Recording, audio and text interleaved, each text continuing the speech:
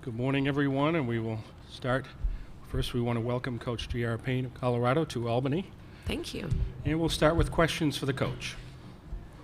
Right here.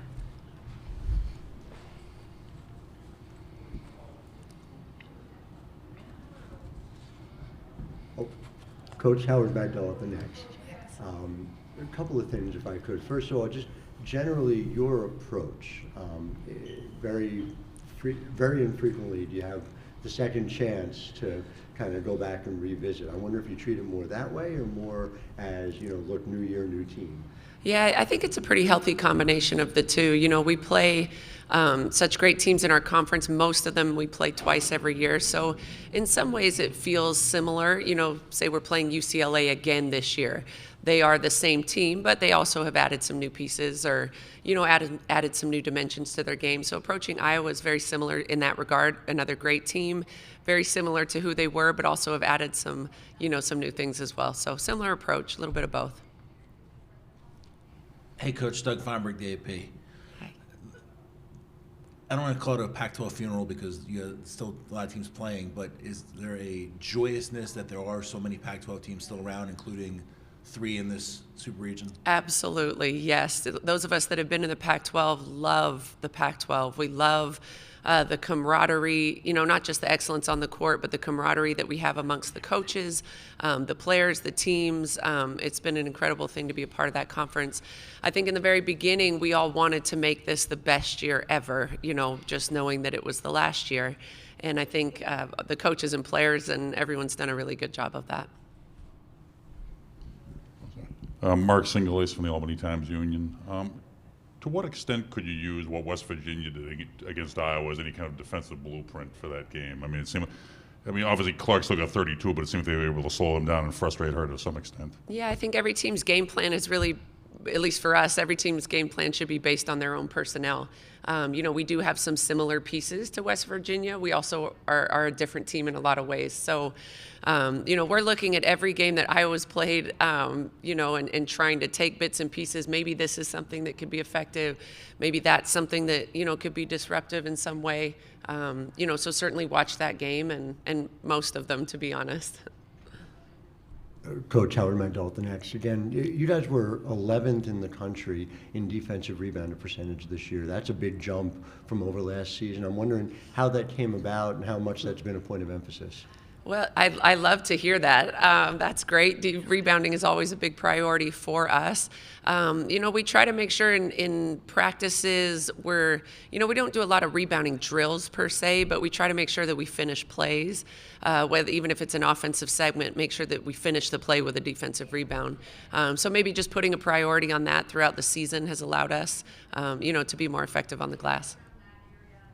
Coach, Talia Goodman with the next. Just to go back to the Pac-12 a little bit, the text that Coach Vanderveer sent out, she talked about just how close are you all as a group and what was that conversation like for you? Yeah, Tara's done an amazing job of leading the coaches in the Pac-12. She is an incredible leader, of course, of her own teams, but also of the coaches in our league. And so I think the Pac-12 has done a great job of staying united. For a long time, we've kind of felt like it was us against everybody just because we were the only Power 5 conference on the West Coast. And so we've always done a great job of uplifting and supporting and encouraging, celebrating each other. And Tara has led that charge, and we've all kind of bought into that. So great relationships amongst all of the coaches. The message that she sent, I think everybody responded and echoed the same sentiments of, just what a wonderful experience it's been, and let's go out with a bang, and let's keep supporting each other, forever, even when we're not together, and things like that. Billy Witz with the New York Times. Just again on the Pac-12, just with the growth of the women's game, and also the just the ascension gradually over the last 6-7 years of your conference. Is there disappointment that it's being broken up essentially because of football? Yeah, I mean, I don't get too deep in the weeds as far as the whys, of what we're doing, but there's an incredible disappointment for those of us that are women's basketball coaches, for a variety of reasons. One, because, it is the strongest conference in the country and has grown and, proven to be really great on the national stage and things like that. But in the same breath, we have to be able to be appreciative of our experience and in due time be really excited for the next step, and I think all of us will do that. I know we certainly will.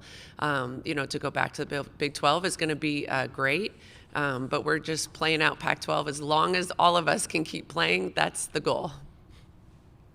Hey, Coach. Brian Howell from Boulder Daily Camera.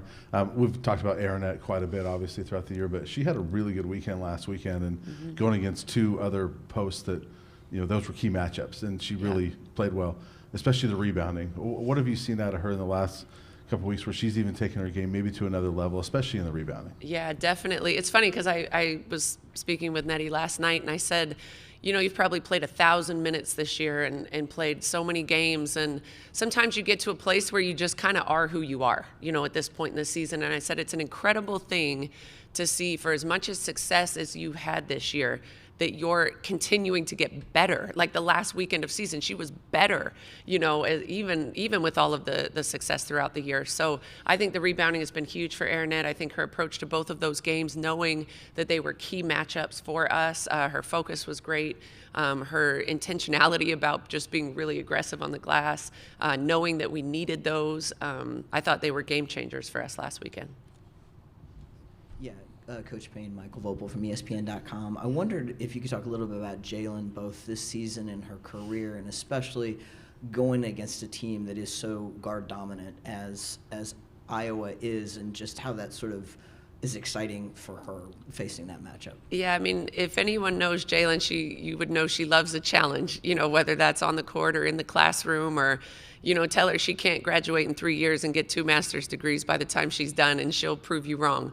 And so, yeah, she loves a challenge. I think her makeup is very similar to our entire team's makeup. We love to play great competition. We love to go against great players. That challenge, I think, is exciting to her individually and collectively for the group. Yeah, I mean, she just has a very business-like approach to everything that she does. So she's very locked in on scouting reports. She understands strengths and weaknesses of her opponent as well as ourselves. Tries to think about ways that people can take advantage of us, ways that we can take advantage of others. And I mean, I think that's everything you want in a point guard. Over here.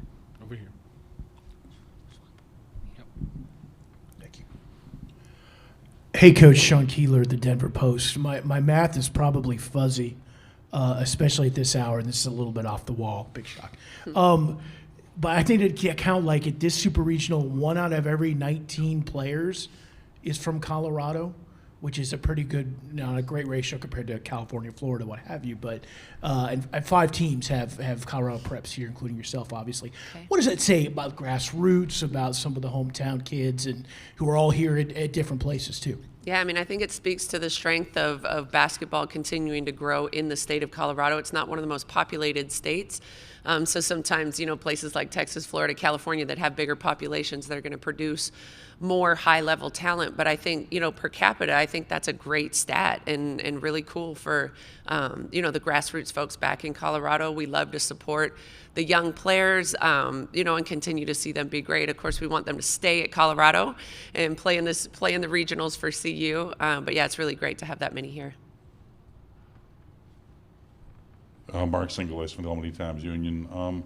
It's possible you could be facing almost kind of a road atmosphere tomorrow with people going crazy every time Jaylyn does something. How do you and your players, how does your team kind of deal with that? Which might be a really Iowa-friendly or Caitlin Clark-friendly crowd tomorrow. Yeah, we definitely are anticipating that type of crowd. It felt like that in Seattle last year, and that was the other side of the country. And so, yeah, we're expecting that. It's a great atmosphere always when you're going to play in an environment like that. Very similar to Kansas State last weekend, very similar to most Pac-12 road games this year where attendance was, through the roof and playing really great crowds and really hostile environments. So I don't think it'll really be any different. And it's something that we have enough experience with and we're excited about. Coach Howard Mandel at the Next. Again, just in terms of what you said a year ago. You sat in Seattle and talked to us about the Sweet 16 becoming the standard. Now, to be back here, does it feel like this is an opportunity, not just for this team, but for this program to take another step forward? Yes, absolutely. I mean, I think every coach wants to continue to grow your program. Your players want to continue to, prove themselves or outdo, whatever they had accomplished the year before. And so I think this is a great opportunity for that, on a big stage against a great team. Of course, we're trying to keep playing as long as we can.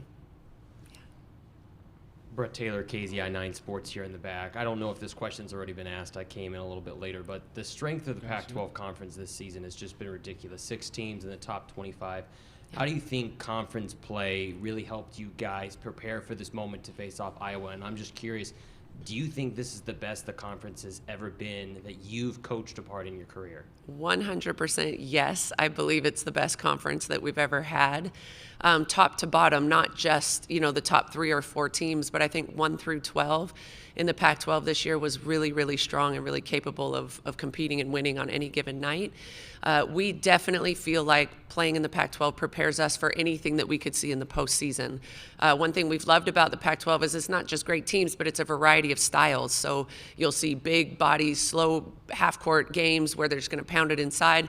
You're also going to see teams that are going to pick you up and press and be athletic and try to turn you over, and then everything in between. And so we feel very prepared, to go against a great crowd like we talked about, play against a great team, and feel like the Pac-12 has done that for us.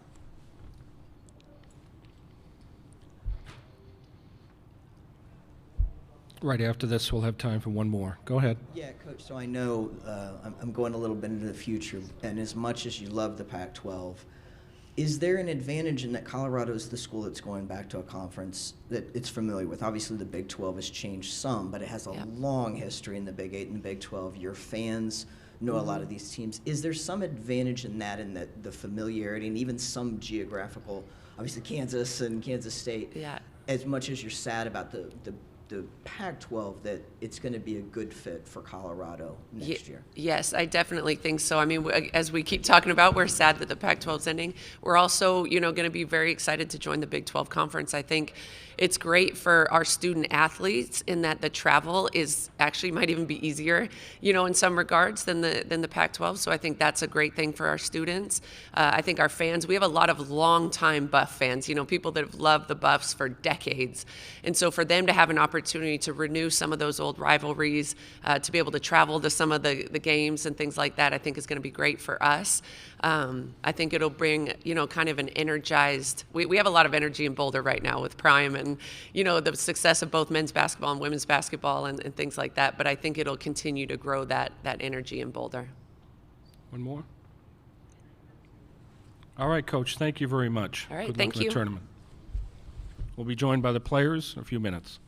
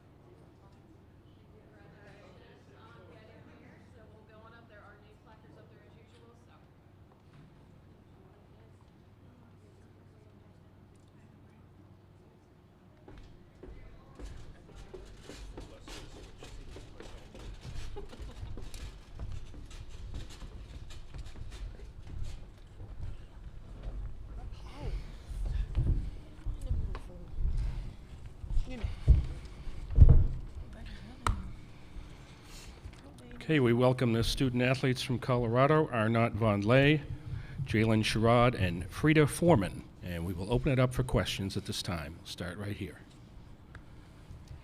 Howard Magdahl at the next. For each of you, thank you for your time, first of all. When you think of this game, as you've in the lead up to it, I'm just wondering how much of your focus has been on last year and changing things from what happened last year, and how much of it has been thinking of it as a fresh start in so many different ways. Yeah, I can go first. I think a little bit of both. We've watched some film from last year, just a few clips, just reminding us of, how they attacked us, how we could attack them. But we also see it as a new game, because it is. And we've been through a whole season since then. And I think we're just very confident where we're in right now. So we're just taking it as that, just another game this season. Right behind.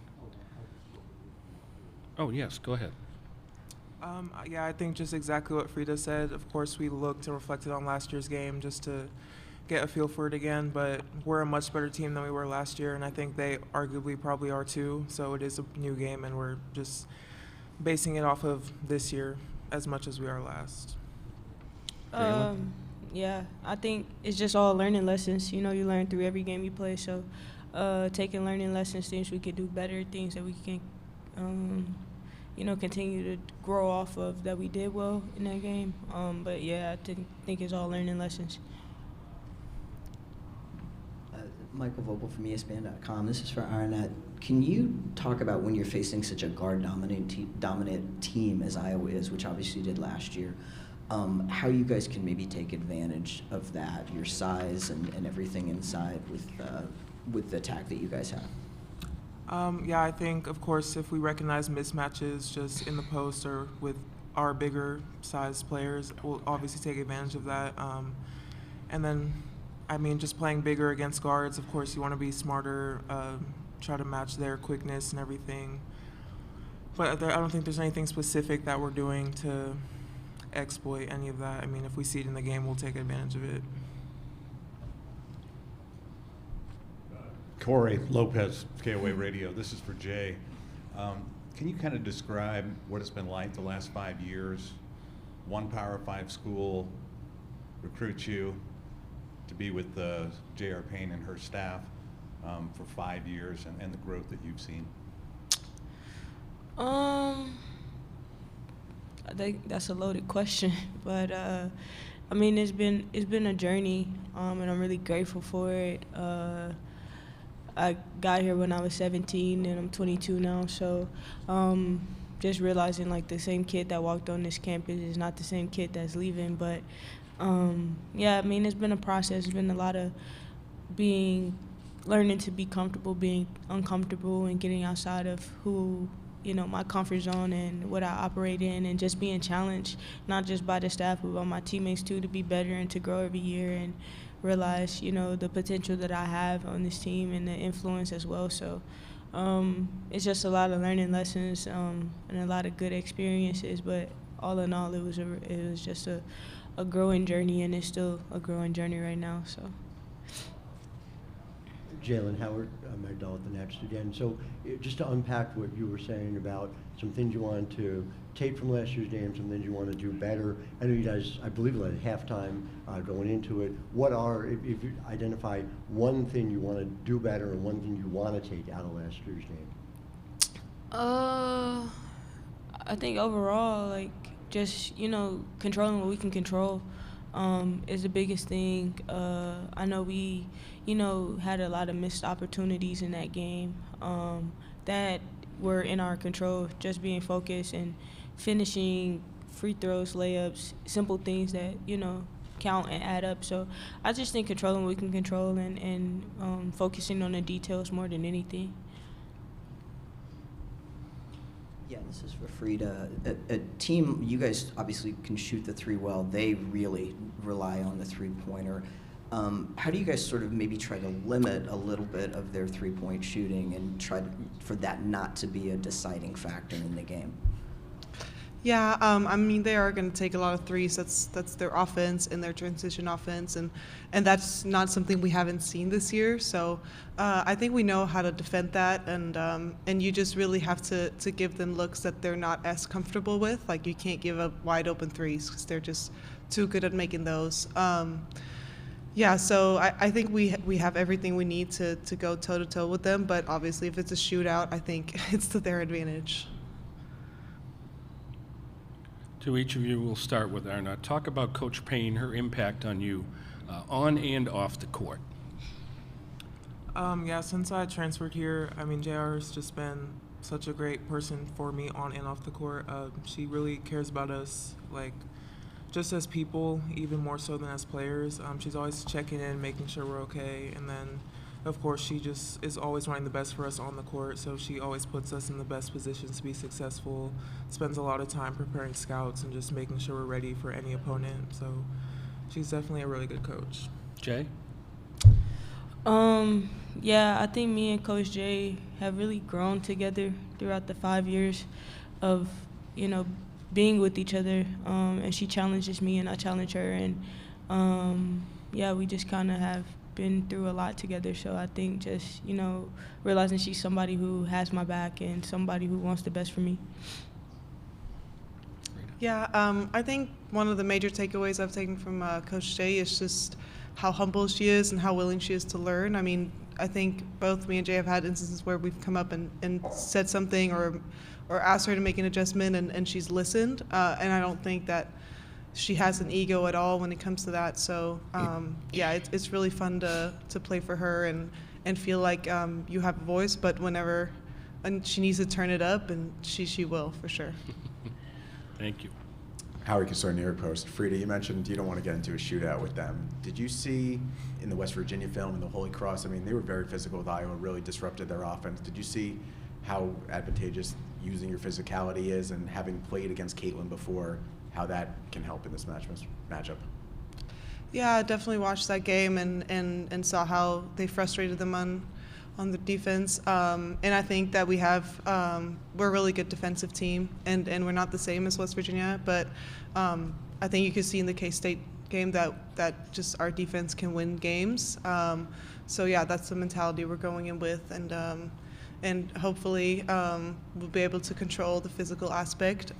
We don't want to get in foul trouble, but obviously with a good player like Caitlin Clark, you have to be some sort of physical with her, but just trying to be smart about it.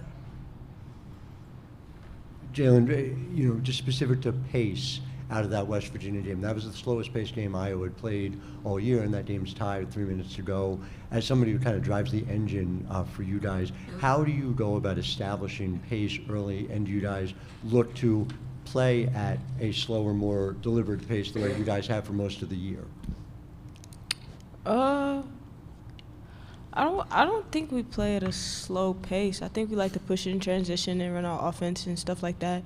I think, when we're able to get out in transition, we're pretty good at that. And it's just we have so many weapons that it just opens up the floor for everybody. And so I think we're our best in transition. So I don't think it's any,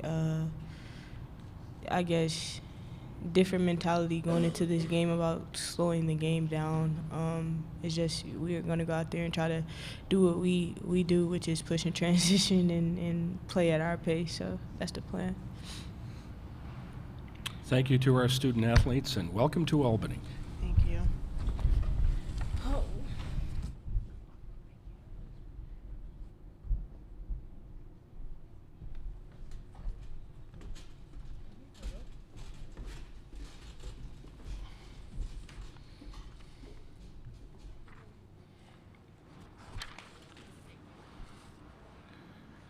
Reminder, all the news conferences are recorded